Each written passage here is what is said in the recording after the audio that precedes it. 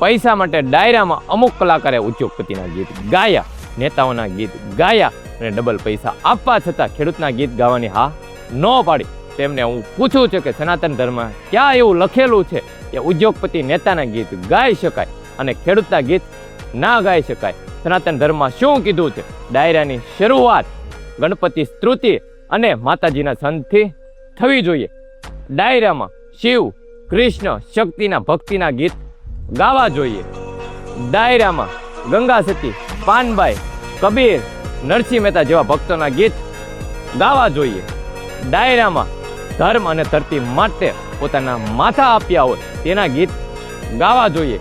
ડાયરામાં સત્ય અને સંસ્કારની વાત જે યુવાનોને સાચી દિશા દેખાડે તેવા ગીત ગાવા જોઈએ. અને સનાતન ધર્મમાં કીધું છે જે કોઈની સંપત્તિ અને કોઈનું પદ જોઈ ઉદ્યોગપતિ કે નેતાના ગીત ગાય તે સનાતન ધર્મનું અપમાન છે, પાપ છે. પૈસા માટે જે પણ કલાકાર કોઈના પણ ક્યારે પણ ગીત ગાય છે તે સનાતન ધર્મનું મોટું અપમાન કરે છે. તો શું ખેડૂતના ગીત ગાઈ શકાય? હા કે ના? તો સાંભળો, શ્રીમદ ભગવદ્ ગીતાના 18મા અધ્યાયમાં શ્રી કૃષ્ણ ભગવાને કીધું છે કૃષિ, ગૌરક્ષ, વાણિજ્ય એટલે કે ખેતી અને ગૌ સેવા એ સનાતન ધર્મની પૂજા છે, કર્મ છે.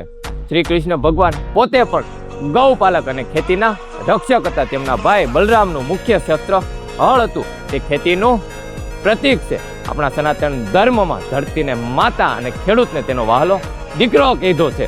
એટલે તો ખેડૂતને ધરતી પુત્ર કહેવાય છે. આપણા સનાતન ધર્મમાં ખેડૂતને પૂજનીય ગણવામાં આવે છે. શાસ્ત્ર પ્રમાણે ખેડૂતનો ડાયરો તો શું તેની પૂજા પણ થઈ શકે. આ હું નહીં, આપણો સનાતન ધર્મ કહે છે.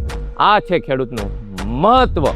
મોકલી દો આ વિડીયો ખેડૂત અને ખેડૂત પુત્રોને, અને ખાસ કરીને સરકારના દલાલો, ઉદ્યોગપતિના દલાલો, જેમને ખબર પડે કે ખેડૂત શું છે.